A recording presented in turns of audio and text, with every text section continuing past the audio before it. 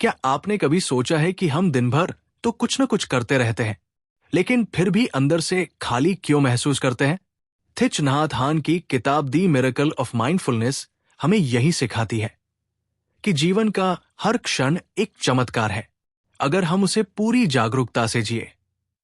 नमस्कार दोस्तों, आज हम जानेंगे इस शानदार किताब का सार, कैसे माइंडफुलनेस यानी सचेत रहकर जीना हमारी जिंदगी को बदल सकता है।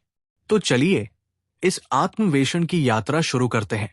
बुक का परिचय। दी मिरेकल ऑफ माइंडफुलनेस लेखक थिच नाथ हान द्वारा लिखा गया एक प्रेरणादायक और गहरे ध्यान को बढ़ावा देने वाला ग्रंथ है।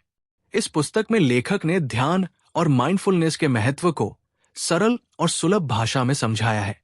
थिच नाथ हान ये बताते हैं कि कैसे हम अपनी दिनचर्या और विचारों में पूर्ण रूप से जागरूक होकर अपने जीवन को अधिक शांत और संतुलित बना सकते हैं। इस पुस्तक का उद्देश्य हमें यह समझाना है कि हम अपने दैनिक जीवन में छोटे छोटे कार्यों को भी माइंडफुलनेस के साथ कर सकते हैं, जैसे सांस लेना, चलना, खाना खाना या किसी से बात करना। इस प्रक्रिया के माध्यम से हम अपने मानसिक तनाव को कम कर सकते हैं और अपने अंदर की शांति को महसूस कर सकते हैं। थिच नाथ हान ने अपनी सरल और प्रभावी शिक्षाओं के माध्यम से ये दिखाया है कि माइंडफुलनेस सिर्फ एक ध्यान की प्रक्रिया नहीं, बल्कि जीवन जीने का एक तरीका है। ये हमें अपने भीतर के क्षणों में मौजूद शांति और संतोष को महसूस करने में मदद करता है, और इस प्रकार हम अपने जीवन में एक गहरी सुकून और संतुलन ला सकते हैं। इस किताब के माध्यम से लेखक हमें ये सिखाते हैं कि कैसे हम अपने विचारों, भावनाओं और जीवन की विभिन्न घटनाओं को बिना किसी ध्वंसात्मक प्रतिक्रिया के स्वीकार कर सकते हैं और उन्हें बिना तनाव के जी सकते हैं। पहला अध्याय, एक मित्र को पत्र। पहले अध्याय में थिच नाथ हान एक मित्र को पत्र के जरिए माइंडफुलनेस के महत्व को बताते हैं।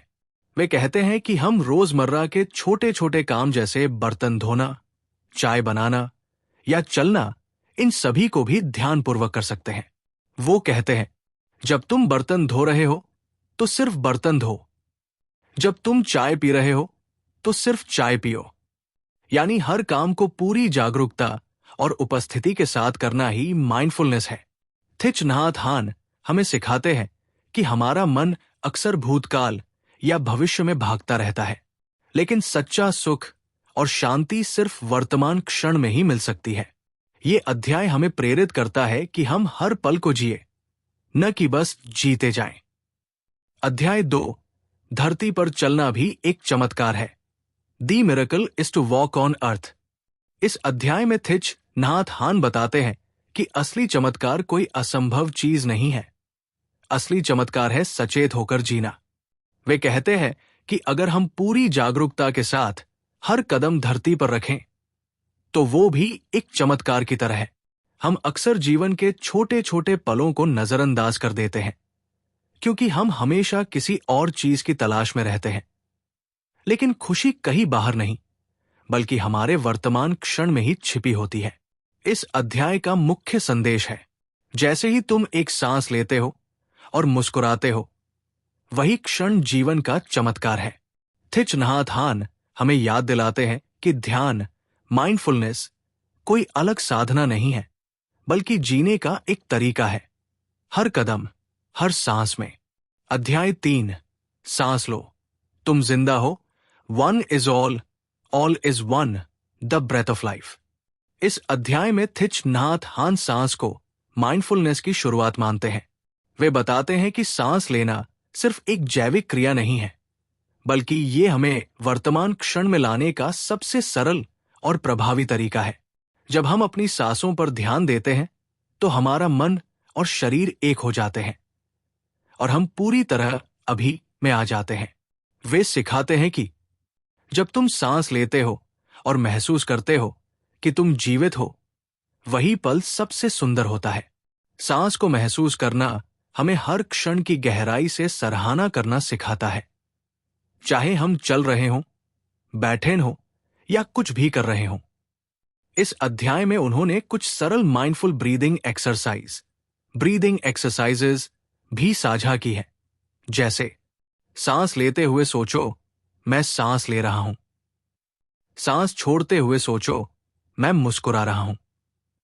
ये अभ्यास हमें तनाव से बाहर निकालकर शांति और जागरूकता की ओर ले जाते हैं।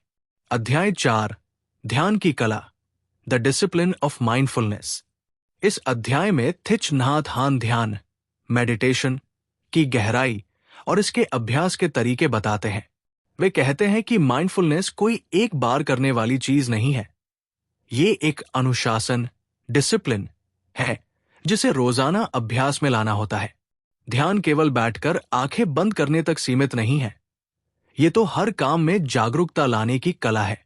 वे बताते हैं, माइंडफुलनेस कोई बोझ नहीं है, ये स्वतंत्रता की ओर पहला कदम है। इस अध्याय में ध्यान के कुछ व्यावहारिक रूप बताए गए हैं। बैठकर ध्यान करना, माइंडफुल सिटिंग, चलते हुए ध्यान करना, वॉकिंग मेडिटेशन, बर्तन धोना, खाना बनाना, पानी पीना, इन सब में माइंडफुल रहना। मुख्य संदेश ये है कि हर गतिविधि एक ध्यान बन सकती है अगर हम उसे पूरे होश और उपस्थिति के साथ करें। ये अध्याय हमें माइंडफुलनेस को आदत बनाने की प्रेरणा देता है, धीरे धीरे लेकिन नियमित रूप से। अध्याय 5, हर क्षण को जीवन बनाओ, अ डे ऑफ माइंडफुलनेस। इस अध्याय में थिच नाथ हान हमें दिखाते हैं कि माइंडफुलनेस कोई अलग से करने वाली क्रिया नहीं है, बल्कि एक ऐसा तरीका है जिससे हम अपना पूरा दिन ध्यान में रहकर जी सकते हैं। वे सुझाव देते हैं कि हफ्ते में कम से कम एक दिन ऐसा रखें जिसे हम डे ऑफ माइंडफुलनेस यानी पूरी जागरूकता का दिन माने, जिसमें हम हर काम को पूरी उपस्थिति, शांति और ध्यान के साथ करें। इसमें शामिल हो सकता है सुबह की शुरुआत ध्यान या शांत सांसों के साथ करना, बिना जल्दबाजी के खाना खाना, बोलते समय और सुनते समय पूरे ध्यान से रहना, चुपचाप टहलना और प्रकृति के साथ जुड़ना। थिच नाथ हान कहते हैं, अगर तुम सप्ताह में सिर्फ एक दिन भी पूरी तरह जागरूक होकर जियो तो वो पूरे जीवन को बदल सकता है। ये अध्याय हमें धीरे चलने, भीतर की शांति महसूस करने और बाहरी दुनिया में ध्यानपूर्ण जीवन जीने के व्यावहारिक तरीके सिखाता है। अध्याय 6, विचारों को देखना और समझना, the payable and the clear water. इस अध्याय में थिच नाथ हान समझाते हैं कि हमारे विचार और भावनाएं पानी की सतह पर उठती लहरों की तरह होती है। अगर हम शांत बैठ जाएं, तो ये विचार धीरे धीरे साफ हो जाते हैं। जैसे एक पानी से भरे बर्तन में गिरे हुए पत्थर के बाद पानी फिर से शांत हो जाता है। वे कहते हैं कि माइंडफुलनेस के जरिए हम अपने विचारों को दबाते नहीं हैं, बल्कि उन्हें स्वीकार करते हैं, देखते हैं और समझते हैं। जब मन शांत होता है तो वो एक शांत जलाशय की तरह बन जाता है, जिसमें सब कुछ साफ दिखाई देता है। इस अध्याय में वे पेबल मेडिटेशन का जिक्र करते हैं, जिसमें 4 पत्थरों के माध्यम से हम 4 गुणों का अभ्यास करते हैं। 1, फूल, ताजगी और सुंदरता। 2, पहाड़, स्थिरता और मजबूती। 3, शांत जल, स्पष्टता और शांति। 4, स्थान, आजादी और मुक्ति। इस ध्यान से व्यक्ति अपने भीतर की गहराई से जुड़ता है और मानसिक स्पष्टता प्राप्त करता है। अध्याय 7, जागरूकता से सेवा करना, द डिलिजेंस ऑफ प्रैक्टिस। इस अंतिम अध्याय में थिच नाथ हान बताते हैं कि माइंडफुलनेस सिर्फ अपने लिए नहीं होती, ये दूसरों की सेवा करने का माध्यम भी बन सकती है। वे कहते हैं कि अगर हम अपने भीतर शांति और जागरूकता विकसित करें तो हम दूसरों के लिए भी शांति का स्रोत बन सकते हैं। हमारा व्यवहार, हमारी उपस्थिति और हमारा ध्यान, ये सब समाज पर सकारात्मक प्रभाव डाल सकते हैं। माइंडफुलनेस एक बीज है जिसे हम रोज सींचते हैं और फिर वही बीज दुनिया में करुणा और समझदारी फैलाता है। इस अध्याय में थिच नाथ हान ये भी समझाते हैं कि ध्यान का अभ्यास नियमितता और समर्पण मांगता है। ये कोई तात्कालिक समाधान नहीं है, बल्कि एक आजीवन साधना है। वे हमें प्रेरित करते हैं कि हम माइंडफुलनेस को एक जीवन शैली बनाएं, जिससे हम न सिर्फ खुद को, बल्कि अपने परिवार, समाज और पूरे विश्व को हील कर सकें। इस तरह किताब का समापन होता है एक गहरी सीख के साथ। अगर तुम शांति चाहते हो तो अभी इसी पल से शुरुआत करो।